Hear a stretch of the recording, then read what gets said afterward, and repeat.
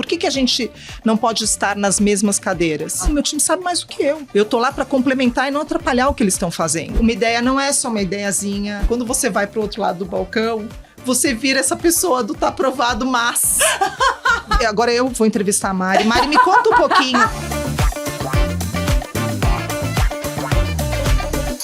Olá, eu sou Mari Cantarelli, diretora de marketing da CNN Brasil. E esse é o Fora do Briefing, nosso podcast feito para conhecer um pouco mais do lado B das pessoas mais relevantes do mercado publicitário. Aqui eu vou conversar com quem aprova, desaprova e tá por trás das campanhas mais geniais. Então, se você gosta de marketing, publicidade, propaganda, vem comigo conhecer a nossa convidada de hoje. Olá, eu sou Cíntia Hashia, eu sou filha do Shin e da Amélia, sou descendente de japoneses. Eu adoro estar com meus amigos, eu amo a minha família, que são a base de tudo. Amo frequentar bons restaurantes, bons vinhos e amo estar perto de gente. Eu sou publicitária de formação, tenho orgulho de falar isso, que eu vivi a publicidade em momentos muito especiais por mais de 20 e poucos anos. E atualmente eu sou a CMO do PicPay. Minha carreira ela é definida por paixão. O meu papel hoje, frente ao mercado publicitário, é acreditar e fazer tudo de uma forma muito correta e ajudar a inspirar outras pessoas e as próximas gerações que vêm por aí. O que faz meus olhos ainda brilharem é gente, pessoas. Pessoas que acreditam em pessoas, pessoas que estão aqui para fazer o bem. E aí eu sou um pouco coração, assim. O que me tira do sério é a gente folgada, preguiça e coisa mal feita. Hoje eu estou aqui com ela, que é CMO do PicPay. Tem mais de 20 anos de carreira com atendimento em agências e de tanto atender cliente, ela resolveu virar cliente. Já liderou contas na África, Liu Lara e W Brasil. Já atendeu Itaú, Vivo, Natura, Boticário, Sadi e mais um monte de outros clientes. Já atendeu a Folha e o Valor, mas a CNN é muito mais legal. Ela é casada com o Jota, que é uma pessoa, mas também é uma letra. E quem sou eu pra fazer piada comigo, que sou casada com o Pulga, que é um inseto? Eu estou aqui com ela, que é a nossa musa nipônica da propaganda brasileira, Cíntia Hashia! Depois dessa introdução, não sei nem o que falar sobre mim mesma, não é mesmo? Você vai falar sobre você mesma da seguinte forma, me conta do seu jeito. O que você tá fazendo, o que você fez nos últimos anos? Eu quero saber como é que tá a sua vida, assim, uma primeira introdução. Bom, vamos lá. Então, acho que você já fez o começo, eu sou a Cíntia Hashia, né? Sou descendente de japoneses. Não confundir. Nossa amiga Japa. Nossa amiga Japa. Né? Meu Instagram é Japa.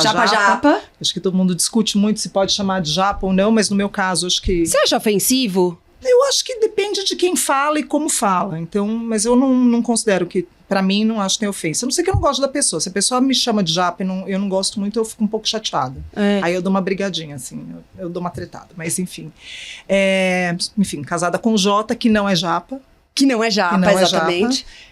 E hoje eu estou no PicPay. Sou a responsável por toda a parte de marketing, todas as comunicações, todas as campanhas e tudo que vocês têm visto do PicPay. Você já está no grupo há uns 4 anos. Exatamente. Eu entrei no grupo no final de 2019. Em dezembro de 2019, eu fiquei cuidando da conta do Original como marca. E aí depois virei head de marketing, assumi o marketing do Original e mais recentemente, no final de 2023, eu assumi o marketing do PicPay. Eu vou vir da vida pregressa pra mais pra agora, mas a gente vai a conversa solta, vai misturando um pouco de tudo. Me conta uma coisa, eu sempre pergunto isso pra quem fez esse movimento na outra gravação, que eu não sei se foi a semana passada, porque eu não sei a ordem que a gente vai pro ar, mas a gente tava com a Ana Leão aqui, ela fez uma transição, ela saiu de agência, né, trabalhando mais de 20 anos em agência, e foi pra veículo, no caso ela tá, né, agora no Spotify, e você fez uma mudança ainda mais ousada, na minha opinião, que eu acho que é essa de você sair do mundo das agências e vir pro lado do balcão do cliente. Eu sei que todo mundo te pergunta isso e quer saber como é que foi, mas eu quero entrar nesse assunto. Me conta como é que foi isso. Bom, como é que essa mudança, na verdade, ela aconteceu? Então, eu sou publicitária de formação e acho que no 2015, 2016, a gente viu a publicidade começou a mudar bastante, né? Então, acho que todo o mercado que foi concebido lá atrás, a forma como via, eu sou formada há bastante tempo. Você começou onde? Na África? Eu comecei na W Brasil. Você começou na W Brasil, Liu Lara depois? Na verdade, W Brasil, Age, Tosma Lorente, Ana Lúcia Serra, Carlos Domingos. Olha! Que era uma agência startup, na época, acho que trouxe mais esse contexto de agência digital, enfim, que era uma outra pegada. Aí depois Liu Lara e depois África, que a África foi a agência que eu passei a maior parte da minha carreira, acho que fiquei 12 anos, né? Então, e você foi África e África Zero, que ainda era uma, África Zero, ainda era uma divisão, você liderava exatamente, essa eu liderei divisão. o atendimento da África Zero. E aí, então eu fui África Zero, e depois eu voltei para a África para atender algumas contas maiores, porque a África Zero tinha um outro conceito também, né? Era porque a África nasceu lá atrás, que era uma agência que era com poucos clientes e clientes exclusivos. Então, tinha grupos exclusivos para atender as principais contas. Então, era atendimento exclusivo de Itaú, depois fui atendimento exclusivo de Vivo, de Folha, enfim, assim segue. E a África Zero, ela nasceu com o conceito lá atrás de atender contas não menores, mas contas que não precisavam dessa exclusividade, então a gente tinha um pool de outros clientes assim para atender. E aí depois eu voltei para atender Natura e depois para atender BRF. Nessa mudança toda, você começa a se questionar sobre qual era o futuro da profissão, principalmente de publicitário. O mercado estava mudando muito e eu percebia que tinha uma inquietação minha também, o que era o próximo passo. Porque quando você está há um tempo fazendo uma coisa que era atendimento de cliente, para mim tinha uma coisa, eu gostava muito do que eu fazia, gostava de trabalhar a estratégia do outro lado do balcão, ajudar a desenvolver, construir marcas. Só que tinha uma coisa para mim que assim, toda vez que eu olhava, eu falava assim, o que vem depois? É agência? Aí eu sempre olhava outra agência, eu comparava e falava, eu não vou. Recebia uma proposta, conversava, não vou, eu ficava no mesmo lugar. E aí você começa a perceber que o mercado estava numa transformação muito grande. Por conta do digital, assim, por causa de... Acho que muito por conta do digital, mas ao mesmo tempo era uma outra configuração. Acho que as agências, não era mais sobre grandes agências, era sobre outros mercados. Se você olhar, você tem boutique, você tem agência especializada. Então, mudou a configuração. Mas lá atrás, começou a gerar uma certa inquietação em mim, na verdade. E aí eu fiz uma mudança de conta e eu percebi que naquele ano a mudança não era sobre a conta que eu estava atendendo ou sobre o negócio que eu estava atendendo ou o negócio que eu estava cuidando. A transformação maior estava em mim, que era qual era o meu próximo passo. Aí tinha algumas questões pessoais, a gente pode conversar um pouco sobre isso. Vou entrar em tudo isso. E aí, para mim, tinha um movimento que era o que eu vou fazer depois? E aí tem uma outra questão também, que o mercado publicitário, ele aposenta as pessoas muito cedo. Você acha que os homens... Eu vou entrar aqui numa coisa meio polêmica. Você acha que o homem tem o mesmo timing que a mulher para ter esse tipo de ansiedade e preocupação? Não. E acho que não é só nesse mercado. Acho que em todos os mercados, né? Acho que em todos os mercados. Acho que é uma coisa cultural, mas que está mudando. Está mudando um pouco e acho que a gente tem total condição de fazer essa mudança acontecer. E aí, para mim, tinha uma coisa do que eu ia fazer, next? né? What's next? Porque eu falava, poxa, poderia estar... A lei lá atrás, a aposentadoria era com 44 anos. Eu fui registrada com 14. Aí você vira e fala assim, eu poderia estar aposentada? Não, né? Não faz o menor sentido. Aquilo era uma maluquice. Tô falando zero sobre politizando nada, mas tinha uma coisa para mim sobre o que viria. E aí foi quando eu tomei uma decisão de que eu precisava fazer uma mudança e que, ocupando a cadeira que eu estava, eu não conseguiria fazer, eu não teria coragem para fazer essa mudança. E aí eu pedi demissão. Depois de 20 e tantos anos de agência de propaganda. Poucos anos de agência, 12 da última agência que eu tava. E eu pedi demissão e eu fui para casa. E eu fui para casa sem ter nada desenhado, sem não ter absolutamente nada, só porque eu queria pensar. Parar e pensar. Eu queria parar e pensar. Aí eu fiz minhas contas, eu já tinha feito minhas contas para ficar, eu sabia o quanto tempo ia durar e eu tinha caixinhas de reserva. Então tinha para os primeiros 6 meses, mudando um pouco, né, o meu lifestyle. Depois tinha mais uma outra caixinha de 6 meses, e aí depois eu já sabia que eu ia ter que apelar para algum outro lugar, mas tinha tudo planejado.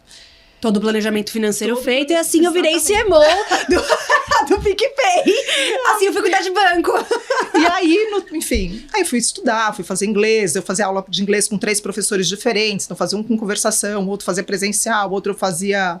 Você fazia 3 aulas de inglês? 3 aulas de inglês com 3 professores diferentes. Um era de gramática, o outro era de conversação e o outro era de treinamento de entrevista. Se eu tivesse que fazer um pitch de uma entrevista em inglês, como seria? Olha isso! Era divertido, assim. E aí fui fazer curso de Kebana, para entender o movimento. Maravilhoso. Fui conversar com pessoas na rua, andava a pé para tentar conversar mais com as pessoas, entendendo o tempo e movimento de outras coisas, mas enfim. Isso tudo para contar que meu sabático durou 6 meses, então eu não precisei entrar na segunda reserva. Tá. Porque no 3º mês eu já estava conversando com o banco. Tá. Então isso foi sair em junho. no comecinho de dezembro, eu fui trabalhar no Banco Original. Em 2019. 19, exatamente. Aí pandemia...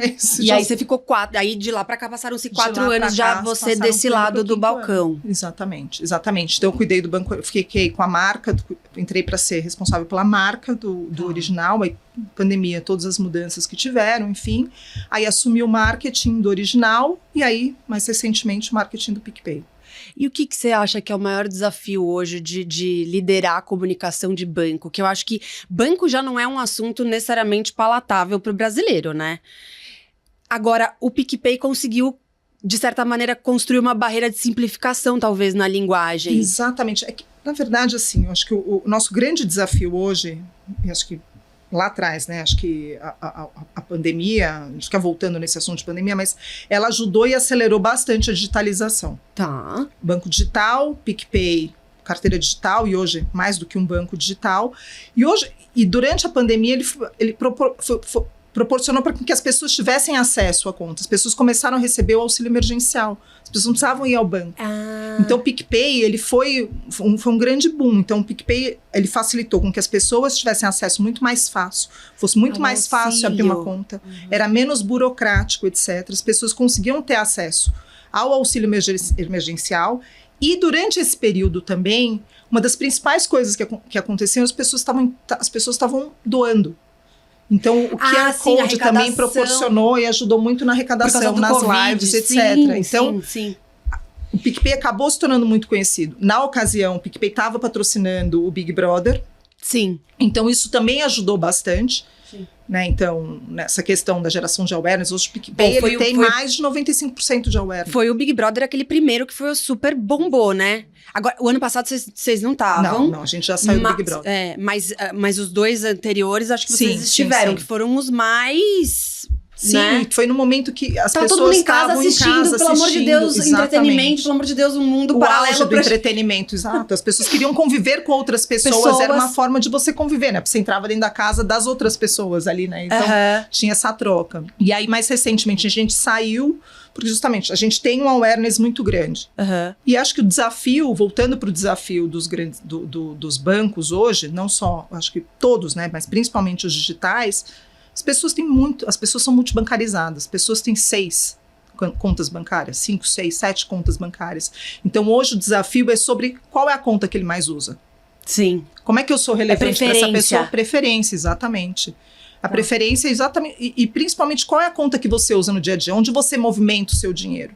E aí, o PicPay tem esse lado de ser essa conta que facilita o dia a dia das pessoas.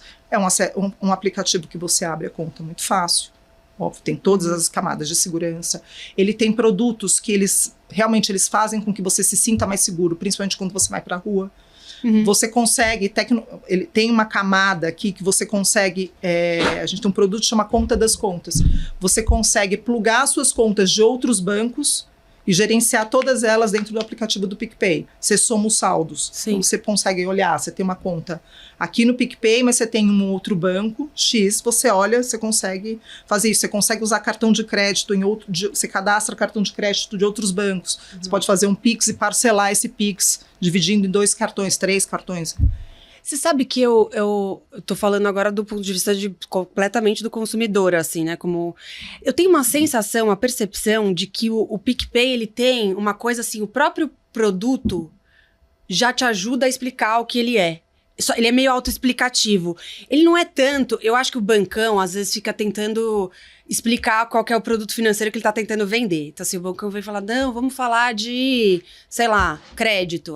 Então você tá precisando pagar suas dívidas. Fica tentando explicar como é que você vai conseguir crédito. Então seguro, como é que é cada tipo de seguro. Então como é que é um consórcio. O PicPay... Parece que até pelo formato, a plataforma, você vai entrando, daí você clica, daí você conversa com alguém, tem um chat, tem uma...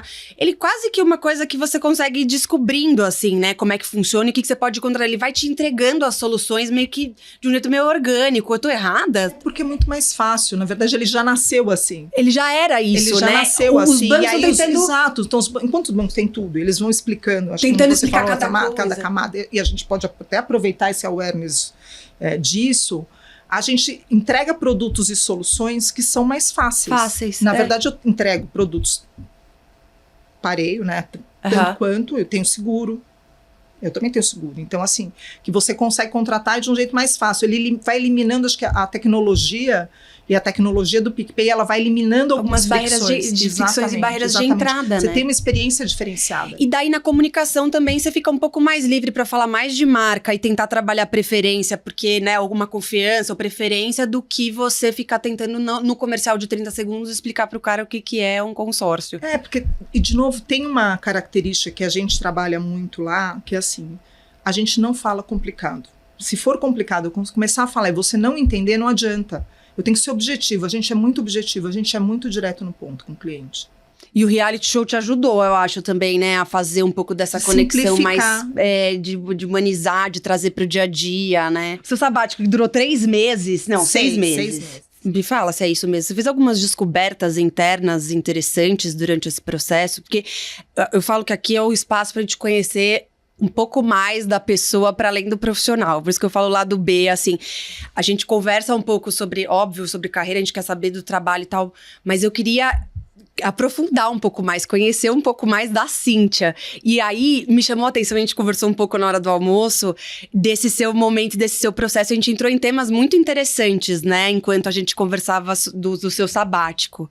Então, acho que vamos já que a gente está falando do lado B. Então, a questão, né, do próximo passo, na publicidade, na profissão, e você começa a se questionar algumas coisas, você começa a se questionar qual é o próximo passo também com relação à idade, com uma série de coisas, e, ao mesmo tempo, eu sou uma pessoa que eu acho que eu mudei, mas assim, eu vivia muito intensamente aquilo, então eu sofria.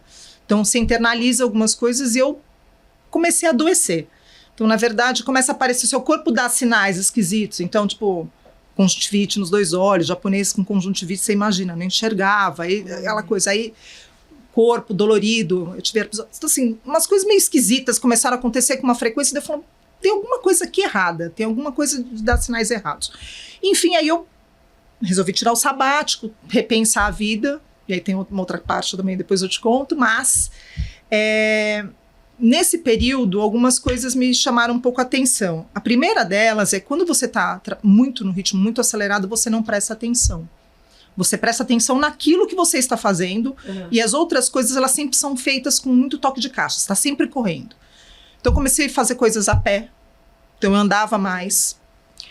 Eu entrava eu tentava evitar pegar carro, pegava muito trânsito, então eu fazia as coisas só durante o horário que tinha menos trânsito, hoje é inevitável, mas tem muito mais. Eu entrava às vezes no táxi e eu não pegava no celular, porque você sempre estava no celular, você está numa reunião, você está olhando alguma coisa o tempo todo ali. Então eu não pegava no celular e eu ficava conversando. Então eu conversava com o motorista de táxi, eu conversava com alguém na rua, eu parava na padaria, eu falava bom dia, boa tarde. A gente não fala bom dia, boa tarde para as pessoas. A gente entra e fala, me dá 3 quilos de... Você não consegue, assim, a gente para de prestar atenção nessas coisas. Outra coisa, assim, teve um dia que eu tava indo pra terapia a pé e começou a chover. E eu tava morrendo da chuva, aí tinha um senhor andando na minha frente. Em outros tempos, eu ia passar por cima, a gente passa por cima, você tá com pressa, você tá andando. Passa por cima das pessoas, cara, eu abri o guarda-chuva e fiquei esperando, andando com o senhorzinho. Ele ficou super bravo comigo, porque ele não queria a minha cara. Não queria carona. Falou, com licença, falei, eu vou te acompanhar. Você tá indo pra lá, eu vou também. Ele falou, mas eu não preciso. Eu falei, tudo bem, mas eu tô indo pro mesmo lugar que o senhor. E aquele senhor andando super devagar, né? Então eu fui andando super devagar. Por quê? Porque eu também saí com antecedência. Então eu fui andando e saindo devagar. Então você começa a observar que a vida tem outro ritmo. Sim. Outra coisa, você vai fazer... Aí você começa a fazer yoga. Você começa a entender por que as pessoas meditam. Porque você não tem tempo de parar para pensar em você. Para pra pensar, tipo, na sua própria respiração. Exatamente. Né? É como você respira. E a outra coisa também foi... doar seu tempo.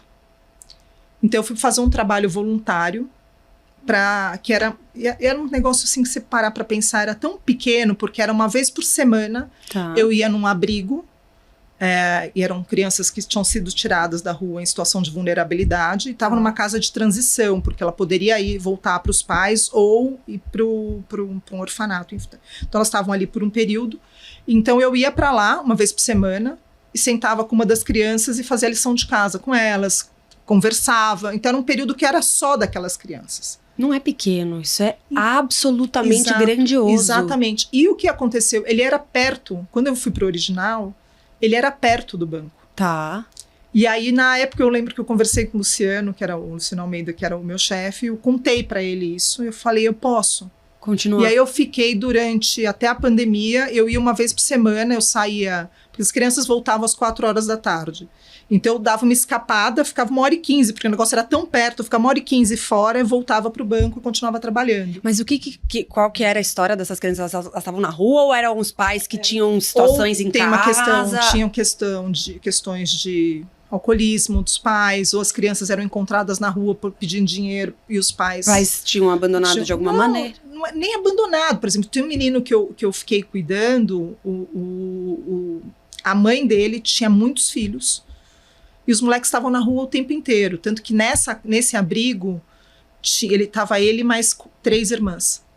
Eram 4 crianças que tinham sido tiradas da rua e ele tinha irmãos mais velhos. Então você imagina essa família. Então ele tinha, tanto que é super bonitinho, ele chegou um dia para mim e falou, me leva para sua casa. E aí você não pode, como é que você fala? Eu vou te levar para minha casa, né? Enfim.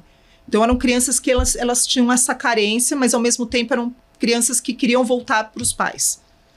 As 2 crianças que eu cuidei eram crianças que queriam voltar para os pais. Uma delas queria voltar para a mãe, tinha sido tirado da mãe, e a mãe conseguiu a guarda dela de volta, ela foi embora com a mãe. E ele, que eu não sei o que aconteceu, porque aí veio a pandemia, a gente não podia mais frequentar o abrigo. Ele e as irmãs, né?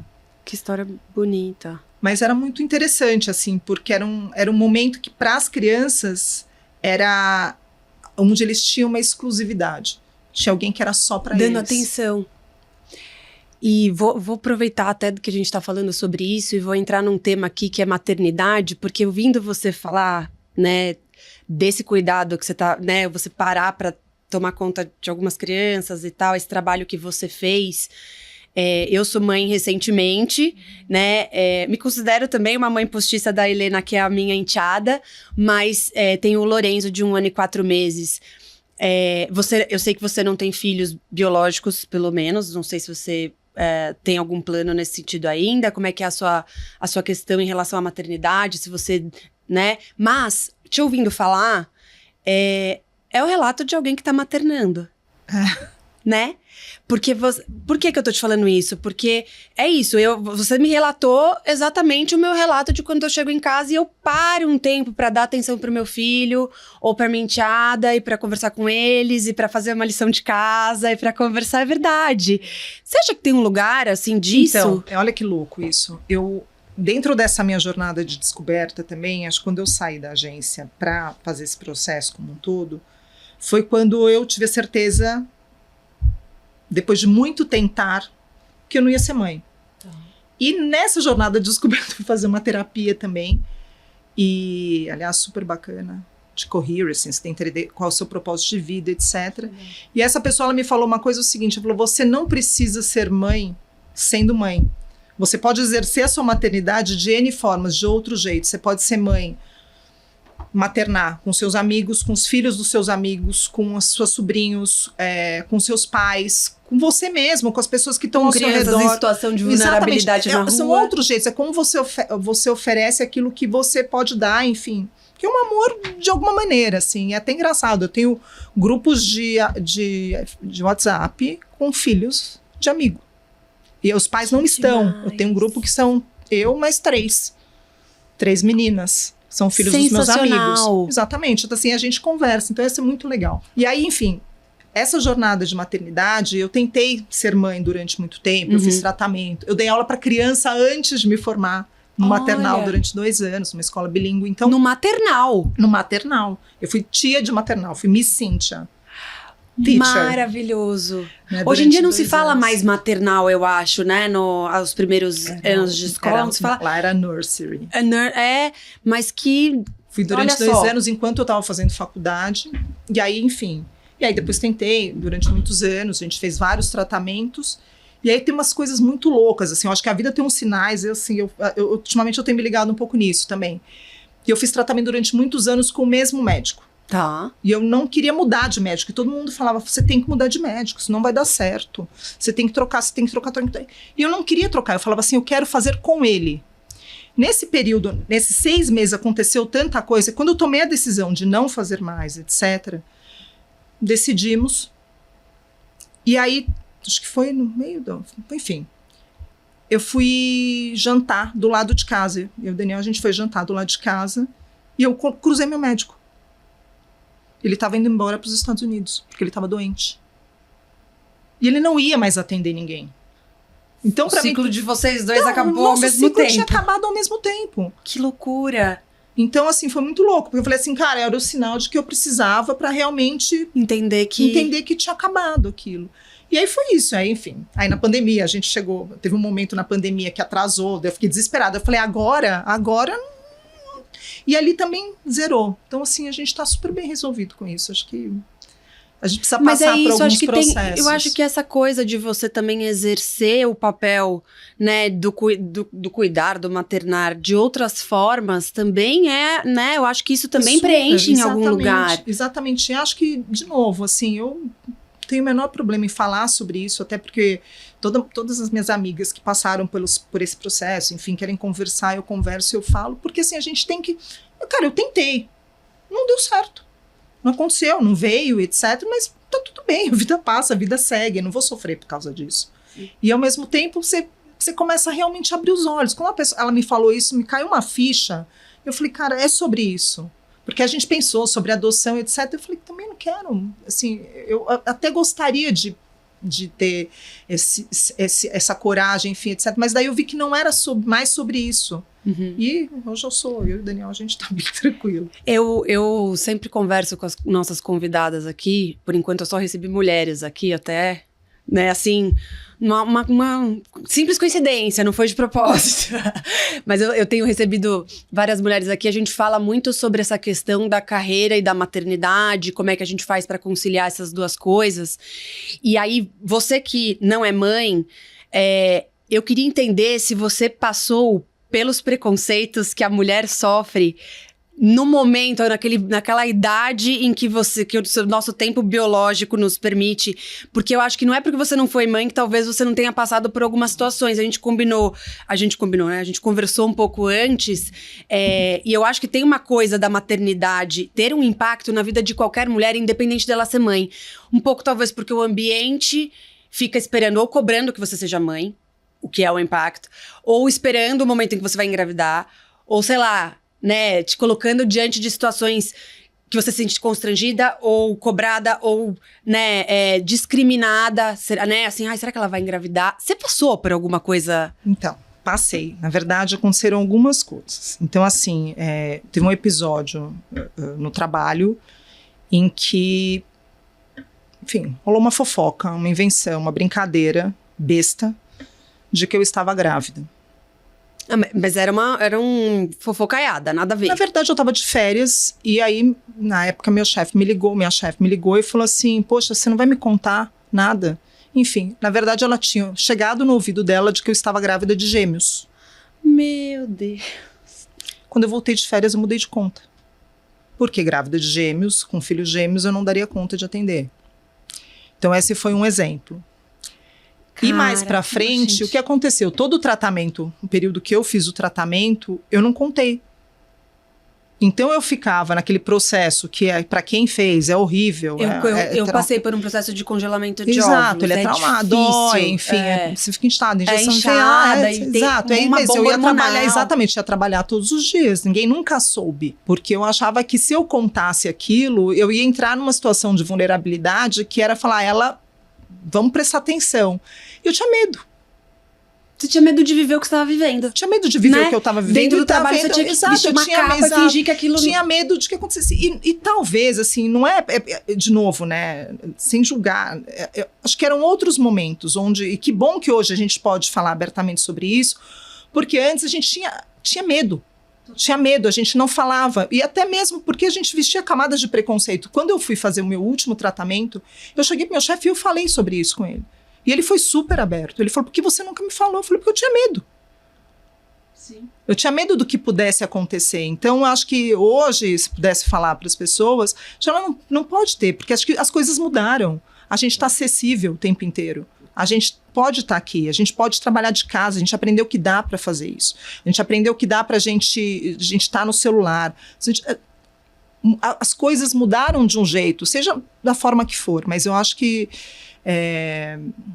A gente tinha muito medo, né, lá atrás. E é isso, assim, acho que muito independente, é uma coisa da mulher, né? Independente de você, da escolha, ou de, né, de você acabar tendo filho ou não tendo filho, não importa. Eu acho que esses desafios, eles são inerentes à realidade feminina. A gente se cobra demais, Mari. Total. A gente se cobra muito o tempo inteiro. E é um pouco da mulher, né? A mulher se cobra, ela fica ali o tempo inteiro remoendo aquilo. A Ana Leão estava com a gente outro dia, a gente estava também na nossa conversa, a gente falou um pouco como todo esse passo a passo, quer dizer, quando você começa na carreira tem aquela coisa de você se provar, acho que isso acontece para todo mundo, mas para mulher é um pouco mais puxado. E aí depois você entra naquele período, tipo, será que ela vai casar, será que ela vai engravidar e que isso vai dar uma pausa na carreira, é mais uma questão. E agora a gente tem um olhar também do envelhecer, né, que assim, os homens envelhecem nas suas cadeiras tranquilamente. Eu até falou uma frase pra gente que era, os homens eles não ficam tão cansados quanto a gente, porque a gente se desdobra em tantas outras funções fora do trabalho, quer dizer, olha, você tem um grupo de filhos de amigos seus que você conversa e troca e ajuda de alguma maneira a criar essas pessoas, a conversar, a acompanhar. Então, se a gente se permite e é cobrada pela nossa sociedade de estar presente de diversas formas em outros âmbitos da nossa vida, chega assim, a gente fica mais cansado, mais cansadas, né? A gente tem que trabalhar mais, mostrar mais e a gente também não pode envelhecer como eles podem. Então, eu acho que a gente, de novo, né? A gente se cobra demais. A gente não se permite tanto, né? Então, mas, de novo, que bom que as coisas estão mudando, que bom que a gente pode falar sobre isso, que bom que a gente pode... A gente tem mais voz. Uhum. E ao mesmo tempo que eu penso assim, por quê? Por que a gente fica se estabelecendo tantas coisas? Por que a gente não pode estar nas mesmas cadeiras? Né? Acho que a gente tem que começar a romper, a gente estava falando isso no almoço, né? Tem que romper algumas barreiras que a gente mesmo se coloca. Eu acho que cada vez mais a gente que está na posição, que ocupa essas cadeiras que a gente está ocupando, a gente tem que entender o que está acontecendo. Nós estamos falando de uma população que vai envelhecer, que está envelhecendo e que vai ter mais gente velha por mais tempo. Eu brinco com todo mundo, falo, gente, eu sou japonesa, eu vou ficar mais tempo ainda que todo mundo, né? Espero, mais tempo ainda que todo mundo. Né? Enfim, então, a gente tem que desenhar o que vai acontecer daqui para frente. A gente está exatamente nessa geração que está discutindo isso. Então, eu não quero envelhecer na minha cadeira, eu quero poder dizer que é o seguinte, que eu estou nessa cadeira e vou permanecer por muito tempo.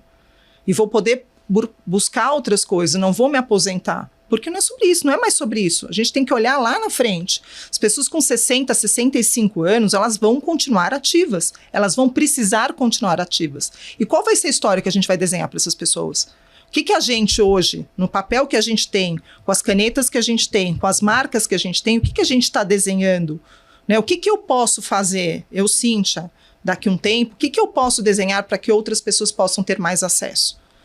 Para que eu possa fazer com que as pessoas tenham vidas melhores, mais longevas, mais confortáveis, porque no final vai ser sobre isso. E que as mulheres tenham esse papel também, porque não é só sobre isso. As mulheres vão passar muito mais tempo. E você vai ser um exemplo, né, para as gerações que vêm agora, de que a mulher pode, sim, ir mais longe, sentar nas maiores cadeiras, né, conquistar espaços de poder importantes dentro dos seus, né, das suas carreiras, dentro dos seus segmentos, e que as mulheres podem envelhecer talvez em paz, sem perder os seus postos, sem ficarem velhas de cabeça. Às vezes você consegue, acho que você trabalha com muita gente jovem, né, no universo ali PicPay, até no Banco Original. E essa que é a grande felicidade dessa mistura.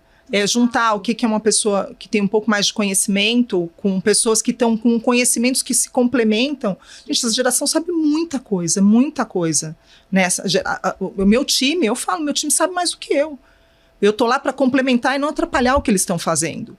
E acho que a maturidade vai ajudando a gente a ser mais sereno, encontrando quais são esses caminhos, quais são os lugares. A experiência vai, né, te dando uma segurança. Te dando mais segurança, exatamente. A gente brincou no almoço, acho que até o ChatGPT, né, enfim, ele precisa de acúmulo de repertório. Total. né? Quem está do outro lado fazendo prompt, que está perguntando, você tem que saber fazer as perguntas. Exato. Isso tudo é experiência. Então, como é que essas coisas todas vão se complementando, né? Eu vou chamar agora o nosso próximo quadro, Já tô com medo, que é já o tá Merece muito um sério. Prêmio, só que ao contrário. Então aqui, a ideia é a gente falar o aprendizado através do reforço negativo. Então, eu queria saber qual foi o pior conselho que já te deram na sua carreira. Cara, acho que o pior conselho que me deram na minha carreira foi, na verdade, acho que quando eu comecei quando eu entrei na faculdade, comecei a estudar, meu pai falou, isso é muito fácil. Na verdade, não foi nenhum conselho, ele falou, isso é muito fácil. Você não estudou o suficiente. E aí, putz, nunca foi fácil. Não é fácil, não é fácil. Ele achava o quê? Que a propaganda Era era uma... propaganda. Meu pai é um cara, meu pai é engenheiro, poli, enfim, meu amor. Mas ele ficou 3 meses sem falar comigo quando eu entrei na faculdade. Não. Porque eu sou a filha mais velha e ele falou, mas que não estudou, não quer estudar, não vai passar na USP, que pra ele eu tinha que entrar na USP. é. E aí tem uma parte, posso contar uma parte? Claro, engraçada? óbvio. Sim, tem uma parte da minha família que é muito engraçada, porque nós somos em 3 irmãs. Tá. Eu fiz publicidade na FAAP, a do meio, a Adriana, ela fez medicina na Pinheiros, USP, e a de Silvia fez São Francisco, Direito. E aí, quando eu entrei na faculdade e tal, e aí depois as duas entraram, aí minhas irmãs contam essa piada, que elas amam contar essa história, que as pessoas chegavam pro meu pai e falavam assim, aí, Shin, como estão as meninas? As meninas estão ótimas, né? A Adriana, fazendo medicina na Pinheiros, Silvia, passou direito na São Francisco, e a Cíntia tá com uma saúde ótima. E aí... Tipo, aquele jantar em casa, as 3 chegaram, o que aconteceu no seu dia? Nossa, eu perdi um caso horrível, um homem que assassinou, eu tive que não consegui tirar ele da cadeia. A outra, nossa, a veia, o coração, a pessoa morreu, eu perdi um paciente. E você, Deu meu calhau. banner não é, deu calhau! Deu calhau! Deu calhau. Gente, deu calhau hoje. E aí, depois, enfim, o tempo foi passando, eu entrei na W Brasil, aí a história mudou um pouco de configuração. Aí ele falava assim, como tá? A mesma história. Como tá? Adriana tá na medicina, na Pinheiros, tá tudo bem. Silvia, Direito na São Francisco. Cíntia formou, trabalhando com Costa Oliveto na W Brasil. Então, pra ele tinha essa coisa, assim. Não, e hoje ele morre de orgulho, assim. As 3 estão super bem, assim. Maravilhoso. Agora, qual foi a maior mentira da publicidade que já te contaram? Que ia ser fácil. O mesmo, é o conselho. Não, isso é fácil. Isso Não é fácil. Não é fácil, isso é bobo. Não é fácil, não é bobo. Uma ideia não é só uma ideiazinha. Acho que tem tanta gente envolvida por trás daquilo que a gente faz, Total. que faz nas agências. Eu troco muito com a agência, eu troco muito com o meu time. Eu tenho uma house dentro do PicPay. Acho que tem que respeitar tudo isso, sabe? Então... Não é fácil. Eu acho que a cadeira também de CMO, ela é uma cadeira que a cada momento ela vai ficando cada vez mais complexa, né? A cada ano vai ficando mais complicado as coisas. Acho que, né, de uns tempos pra cá, essa cadeira foi carregando tanta responsabilidade que antes talvez não era tão metrificado, né? O que você ficava assim, você colocava um comercial, ficava esperando a loja encher no dia seguinte, e hoje não necessariamente é assim. Ali no ponto Exato, tempo inteiro, quer dizer, né? você fica olhando, então, com isso veio toda uma responsabilidade, né? Eu acho que ela fica mais complexa, mas ao mesmo tempo, o fato de você ter mais informação, você conhecer melhor o seu cliente, conseguir oferecer coisas mais customizadas, estar mais próximo, isso também é muito atraente, né? Isso eu acho que é o mais interessante e fascinante. Mas é complexo, então o tempo inteiro você está ali o tempo inteiro aprendendo. Total. O tempo inteiro aprendendo, o tempo inteiro trocando. Acho que testando também, né? Você ter a possibilidade de você testar o que funciona melhor.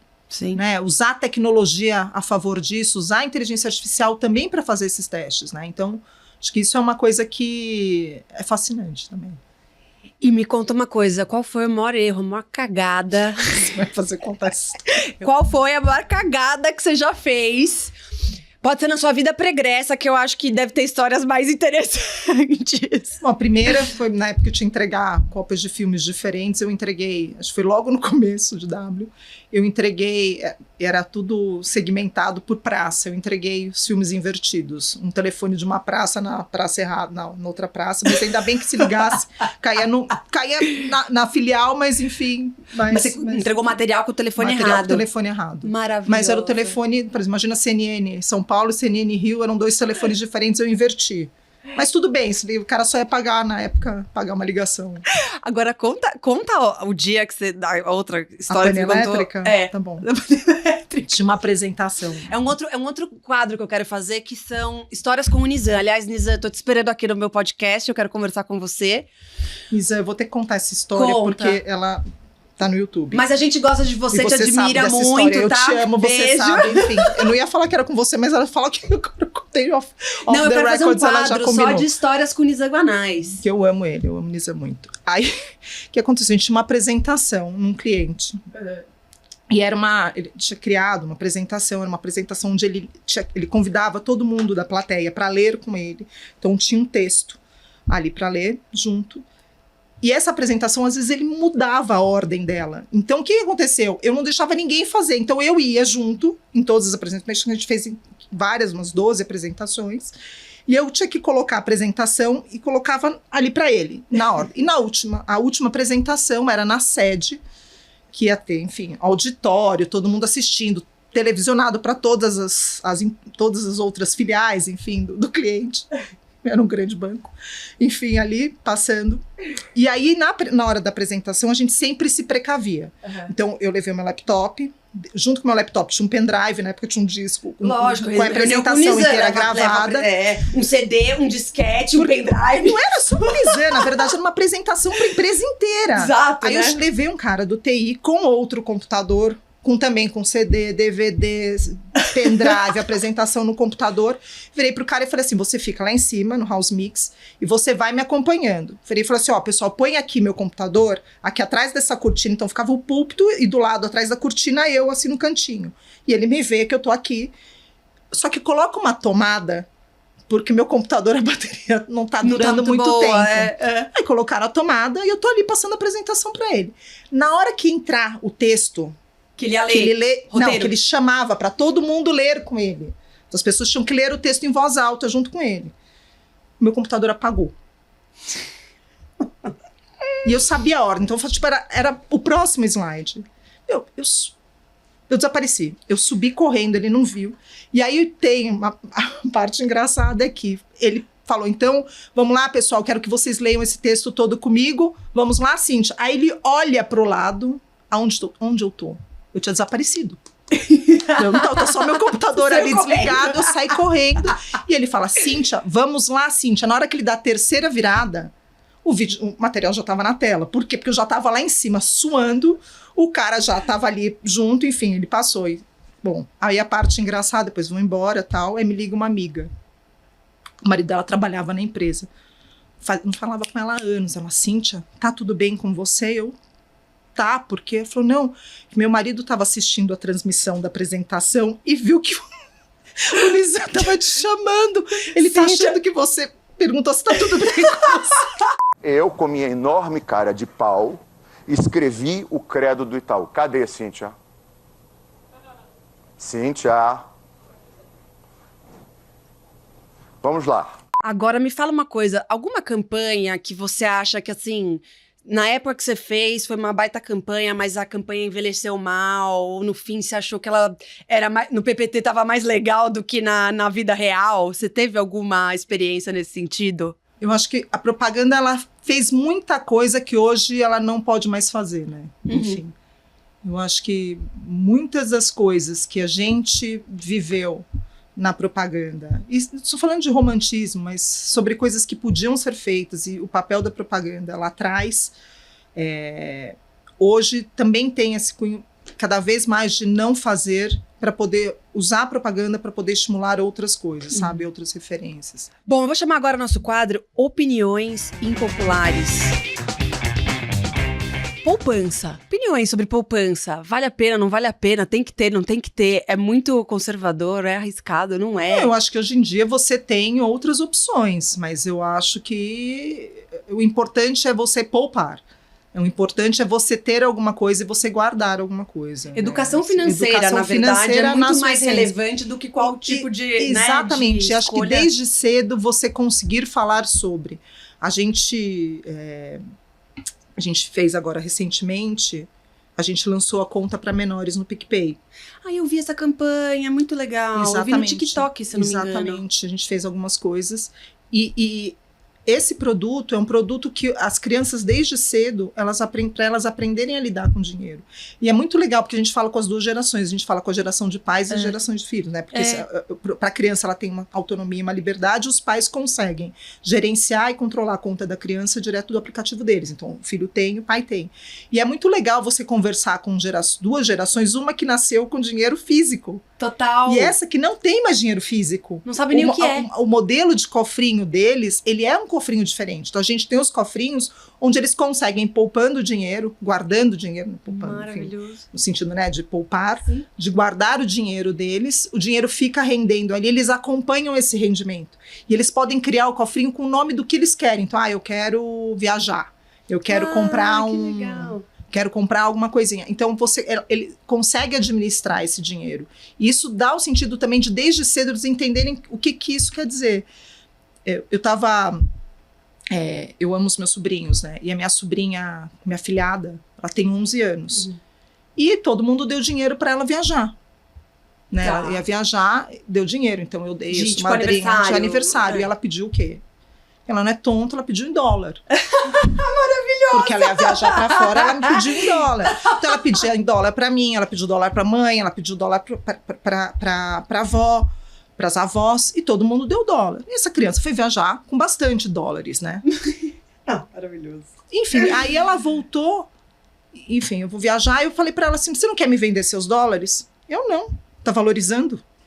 Maravilhoso! Ela tá fazendo floating com o dinheiro de vocês. Assim, ela falou, não quer vender. Ela usou o dólar dela, ela vendeu pro pai para comprar o negócio que ela queria, mas o resto que sobrou, ela não quer vender. Tá valorizando. Isso é educação financeira. Educação financeira. Ela sabe que quando ela guardar, ela vai ter. Muito então, bom. acho que quanto mais você conversar desde cedo e a criança conseguir entender que é justamente para ela ter um futuro, você consegue criar uma educação financeira mais saudável, porque num tempo, ela não vai ficar uma criança besta. Ela vai entender o quanto vale aquilo. Não vai ser um adulto que, né, perdoado, vai saber que ele pode ir conquistando as coisas. Sensacional. Agora, diversidade e inclusão. A gente estava falando um pouco sobre essa questão da mistura, mas eu quero pegar um ponto específico de diversidade e inclusão, que eu queria saber um pouco da tua opinião, e a gente falou rapidamente no início, quando eu te perguntei sobre a história de se você se incomoda que as pessoas te chamem de japa ou não. Você acha que tem um pouco, você já sentiu essa coisa do preconceito contra os asiáticos, contra, né, os países asiáticos? Você tem um pouco essa vivência? Graças a Deus, hoje eu não me vejo sofrendo nenhum tipo de preconceito. Tá. Mas já muita piada, assim, tipo, quando você era mais novo, etc. Desde, assim, a coisa, precisa matar um japonês para entrar na faculdade. Tinha uma piadinha que brincavam pelo fato do meu pai ter 3 filhas, que eram as meninas que diziam Shin. Porque o nome falavam dele é Shin. Então era Shin pra tudo, né, enfim. E que tem um lugar, assim, desse estereótipo, né, da subserviência, às vezes uma hipersexualização. E outra coisa também, que eu já vi também, eu já escutei, assim, você, como japonesa, você é muito submissa, você é muito calma. Ai, gente. Aí teve uma vez que eu falei, calma eu não sou. Eu estou calma. Né? E aí, de novo, assim, as pessoas acabam colocando algumas coisas, mas assim, eu acho que cada vez mais, e eu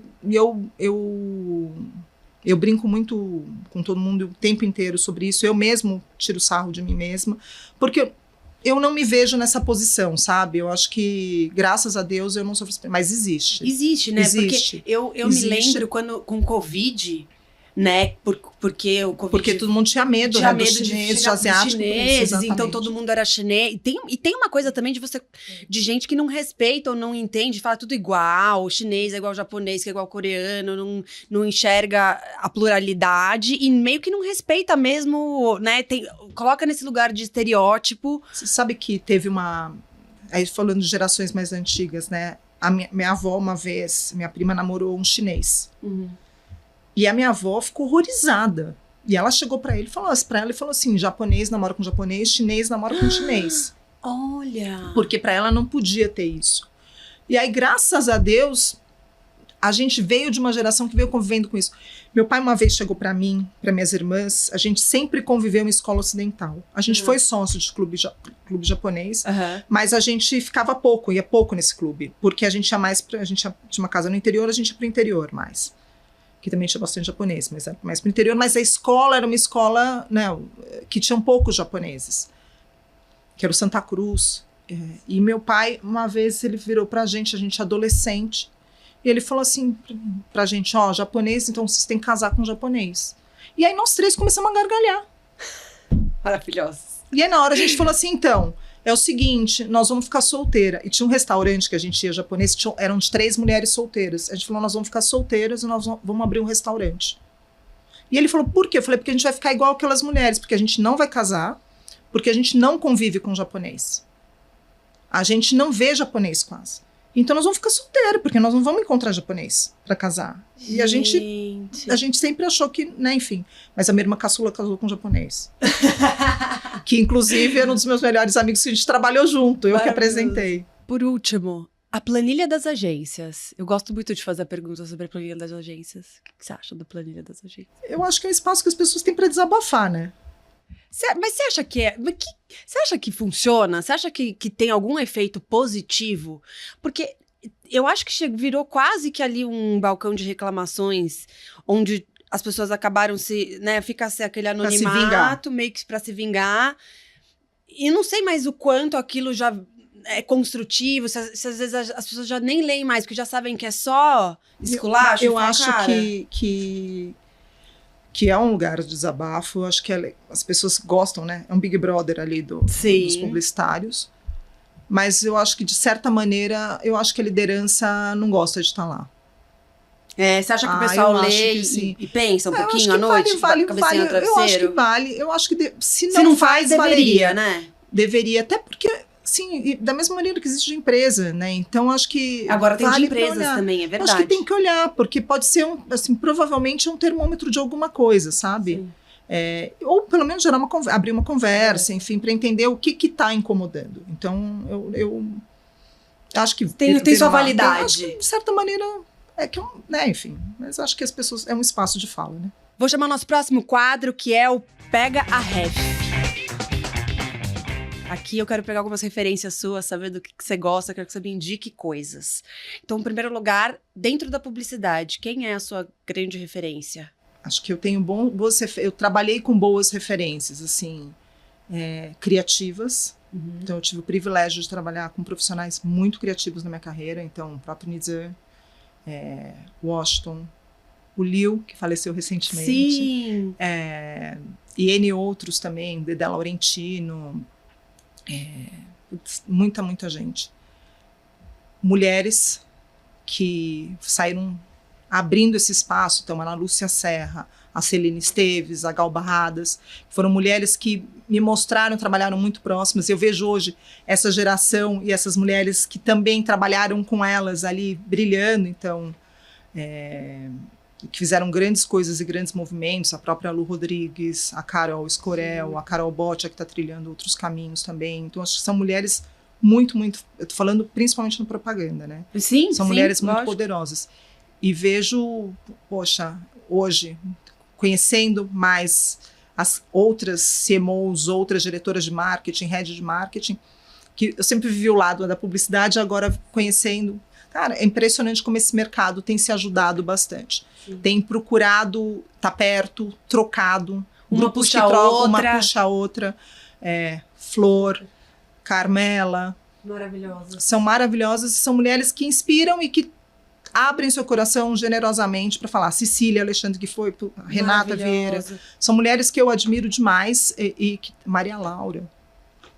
Que vão abrindo caminhos para todas nós e vão dando espaço de fala. Regina Augusta, aí tem uma lista infindável. Ai, quero todas vocês aqui. Maria Laura, Cissa, Natália. Quero todas. Natália maravilhosa. Natália que é concorrente, mas o tempo inteiro a gente fala, a gente troca. Mas é isso, uma puxa a outra. Ela tem falando super só essa das cabeça. mulheres, Fora os homens que também que trocam e que ajudam e inspiram pra caramba. Meu marido me inspira muito, o Igor me inspira muito, a Jucuri, o Léo Queiroz.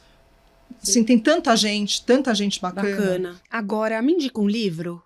Se eu te contar que eu não tinha lido, eu tenho até vergonha de falar, tô lendo Torturado, que me coloca num lugar tão, nas raízes, vai para um lugar tão calminho, sabe?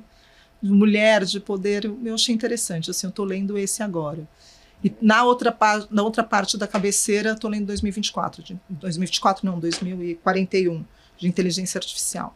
Ai, você sabe que eu tenho ansiedade de livro que fala de futurismo, por exemplo, Então, o Harari, eu fui até o último, eu não consegui mais. Então, assim, Sapiens, beleza, mas assim, eu não consegui. Aquele que ele começa a falar do futurismo já começa a me dar... Mas a gente tem que aprender a lidar com a nossa ansiedade também, que esse é um outro lado dessa coisa da gente entender que está a serviço. A gente não pode ter medo. Meu Deus, gente, me dá ansiedade. Eu li uns trechos, eu falei, isso aqui não dá pra mim. Volta pro Sapiens. Caçador-coletor, sabe? Não dá, eu fiquei. Agora, cinema, você gosta de cinema? Você tem os filmes da sua vida, assim, que você ama demais? Nossa, gente, eu sou muito romântica, né? Ai, que amor! Aquele Subsol da Toscana que eu amo, aquele filme, aquele lugar, aquela mulher quebrando tudo, montando as coisas toda ferrada. Eu acho lindo. Assisti agora, eu sei que parece clichê, mas o Divertidamente 2 é maravilhoso, porque você começa a entender essa coisa dos sentimentos, e ao mesmo tempo você fala, cara, estamos discutindo, né, inteligência artificial, uma série de coisas, e os sentimentos, né, de onde está vindo aquilo. Também, achei muito interessante. Que é o que tem de mais humano. Não é muito interessante. É muito interessante. Filme, gente, é muito maravilhoso. E mistura as duas coisas no final, né? Eu acho que... Não, e eu acho que todas as metáforas desse filme são maravilhosas, né? As convicções, as coisas que vão se formando. A hora que entra a nostalgia, né? Não é só a hora ainda. Então, pô, é muito legal. Aquilo. É muito bom. E séries? Me indica uma série boa. Você usa série, filme, essas coisas para inspiração? Você acha em comunicação, na propaganda? Ou você acha que o entretenimento e a linguagem de comunicação de banco estão tão distantes que não... Não, eu acho que dá uma mistura de tudo. Já vi de tudo, sabe? Eu acho que eu não tenho usado, mas eu acho que tudo é referência, de certa maneira, né? Acho que vale como referência. Então, assim...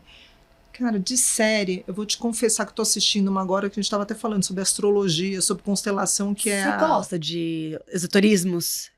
Eu amo. Cara, eu curto. Não sou uma entendida, mas eu gosto. Eu gosto de fazer meu mapa astral todo ano. Tô assistindo Uma Grande Mulher, que me indicaram recentemente, que é sobre constelação. Uma Grande Mulher chama? Uma Grande Mulher, que é sobre constelação. Netflix. Que mas é mais, né? Eu tô no Netflix agora assistindo aquele The Perfect Couple. Ai, eu assisti inteiro. Eu tô no último episódio, não me dá spoiler, mas maravilhoso aquilo. Maravilhoso. Gente. Maravilhoso. É muito bom. Eu gosto de série nessa pegada também. Mas eu gosto de fazer meu mapa astral, eu gosto de saber o que tá ali no meu caminho. E evitar algum tipo de casca de banana, né? Então, sempre tem alguma coisa, então você vai dando uma fugidinha dessas coisas. Você sabe o que eu acho mais interessante sobre... Por que eu acho relevante quando você tá conhecendo alguém? O que eu acho bacana de saber se a pessoa é esotérica ou não? Independente do que a pessoa gosta, o que ela procura, mas só o fato dela gostar, ou dela procurar, ou dela fazer alguma coisa, isso me indica que essa pessoa busca um autoconhecimento, que ela reflete, que ela se questiona. Então, eu já, assim, independente da crença, ou se é fé, se é verdade ou se não é, mas eu acho que só a predisposição em você ter esse olhar já é algo que torna outra pessoa muito mais encantadora porque ela quer se conhecer. Exato, mas a gente precisa se conhecer, né? Você entende isso pouco? Não, super. E que bom, né? Que bom, porque assim, eu acho que cada vez mais, assim, a gente precisa ter momentos de olhar para dentro. Sim. Entende? Quando você fala, astrologia, etc., é de você querer saber por que aquilo pode mexer comigo ou não. Por que a lua mexe comigo ou não mexe comigo? Você vai falar, mas a lua vai mexer comigo? Não, mas é um momento que você pode estar mais feliz, mais triste. Como é que está o seu humor? O que é aquela energia que está ali perto de você? Por que tem gente que chega perto de você e você fica exausto? Você está num lugar que você sente que você não está num lugar que é bom ou que é ruim. Mas ao mesmo tempo de você conseguir, por exemplo, eu comecei a fazer yoga. Eu faço yoga e faço meditação. Ela vai na minha casa. Tem uma coisa de conexão com ela, ou com a terapia ali, que você fala, por que aquilo está acontecendo? Por que ela está me dando esse exercício? E é sobre parar, sobre respirar, né? A gente falou muito sobre respirar. Eu falava isso muito para as crianças no abrigo. Falava, vamos respirar, porque às vezes eles tinham ataques, assim, eles estavam super nervosos, irritados. Lógico. E aí, eles estão sofrendo, né? Enfim. Claro. E aí falava com eles, vamos respirar, vamos pensar juntos, vamos com calma, se acalme. Eu falo isso para meus sobrinhos, falo isso para as pessoas que trabalham comigo, eu falo, respira. A gente precisa parar a respirar, senão a gente entra num atropelo e fica tudo muito pesado. Fica tudo muito pesado. Assim, precisa ter um momento de você falar, calma, ficar em silêncio. A gente não fica mais em silêncio, a gente está conectado o tempo todo. Que seja 5 minutos, sabe? Então isso é uma coisa que eu tenho buscado bastante, assim, sabe? No momento de... Minha profunda admiração. Eu amo quem é esotérico. Mas é por isso, de verdade. Quem fala esotérico.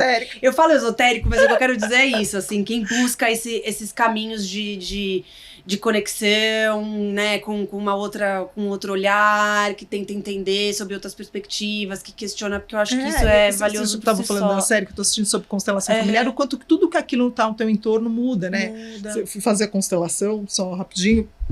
Foi super engraçado, porque você faz com boneco, aí você vai fazendo isso aqui, não sei o que, você coloquei o boneco ali.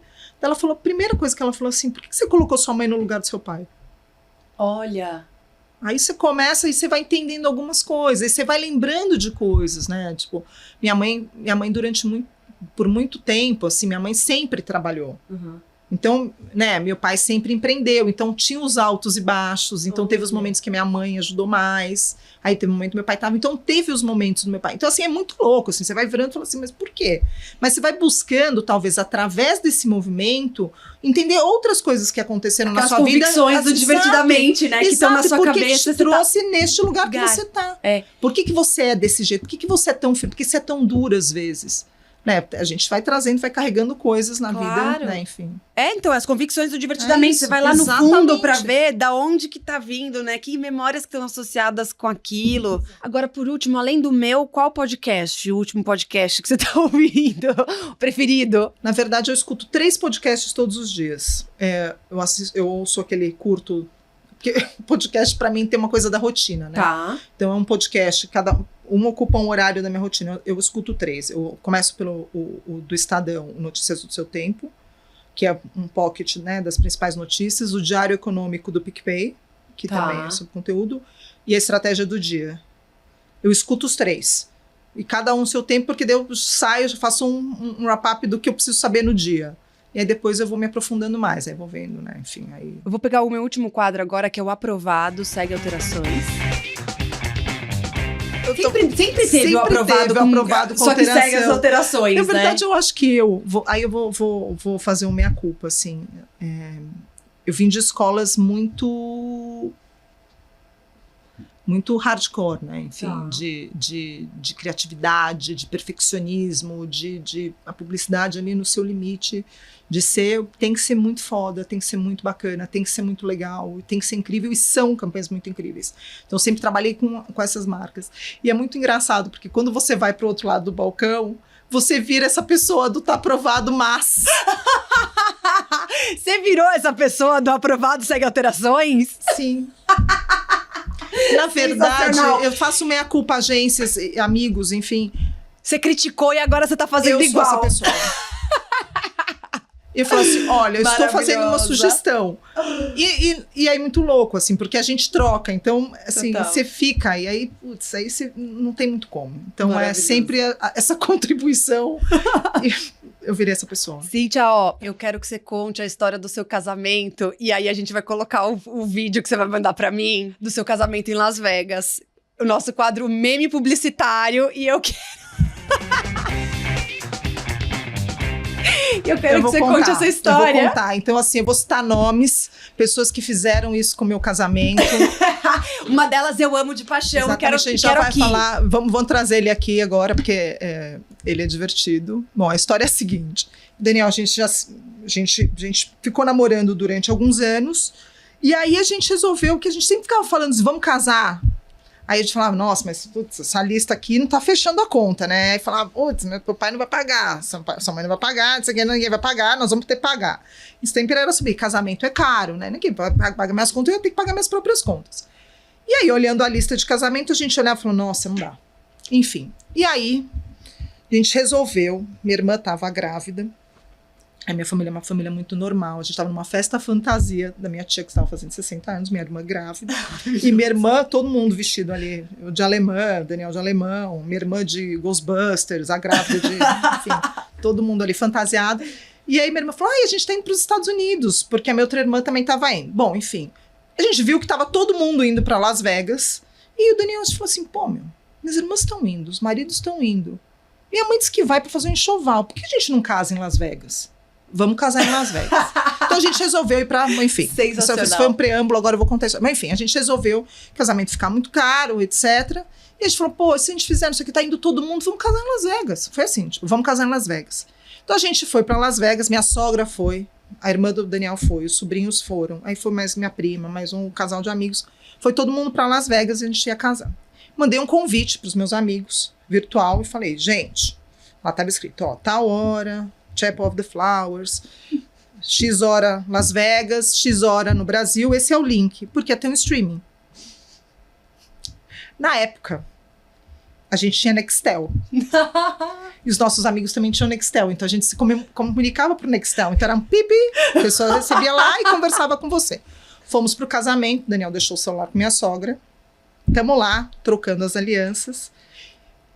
Enquanto isso, os amigos... conversando entre eles, você tá assistindo o casamento do Daniel do Chapa? Pipi, tô assistindo o casamento deles. Que legal, vamos lá assistir. Beleza, os dois casais. Aí eles dois têm a ideia brilhante ao mesmo tempo. O PB, te André amo, Paz de estou Barros, te esperando. E Nico Prochaska tem a mesma ideia. Os dois têm a mesma ideia. Bom, estamos lá, eu e o Daniel de mãos dadas, no momento dos votos. A gente só escuta, você vê no vídeo, você faz assim, pipi, aí você escuta. Pipi. Aí ele manda de novo. Pipi. Eles entram ao vivo no casamento, berrando, comemorando. Então o PB entra gritando, dando parabéns pra gente. A gente não consegue desligar o celular. Aí vocês vão ver a cena, enfim.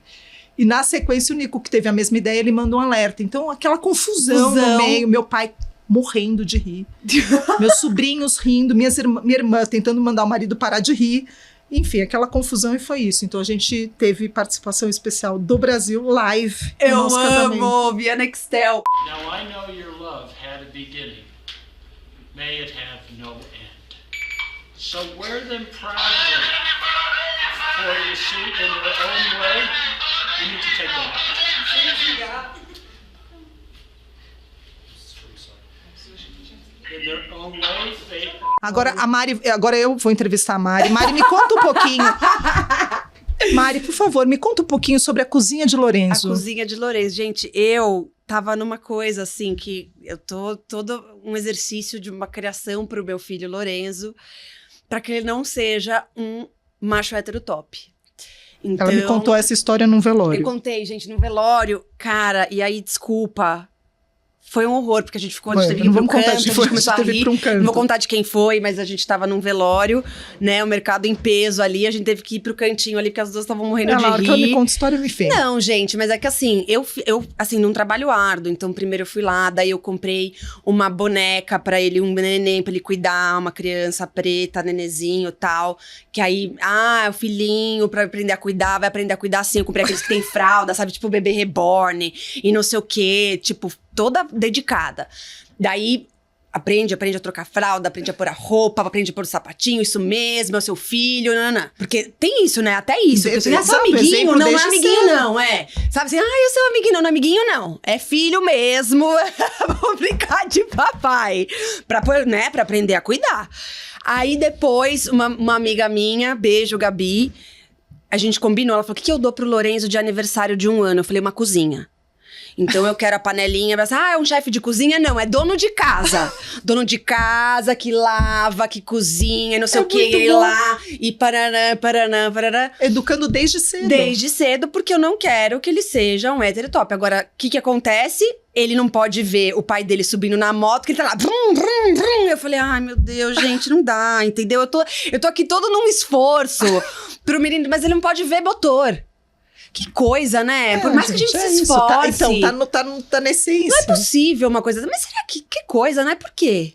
Não sei. Será que isso é um aprendizado ancestral? Aquela coisa de que o DNA carrega os preconceitos antigos, as coisas. Porque é muito louco isso. Eu fazendo de tudo. Gente, eu ensino, tipo, de verdade. Você vai ser sim dono de casa, papai. Quantos anos tem seu filho? 1. Entenderam? E por isso Mariana conta essa história pra mim no velório. A criança tem 1 ano. 1 ano. Não é possível. Eu tenho tempo ainda pra não deixar você ser um hétero top. É isso. Cíntia, obrigada. Imagina, eu amei. que agradeço. Obrigada. Beijo, obrigada, amor. obrigada. Esse foi o Fora do Briefing de hoje. E se você gostou, me conta aqui nos comentários. E também me dá uma dica aí de com quem vocês querem que eu converse no próximo episódio. Tchau, tchau.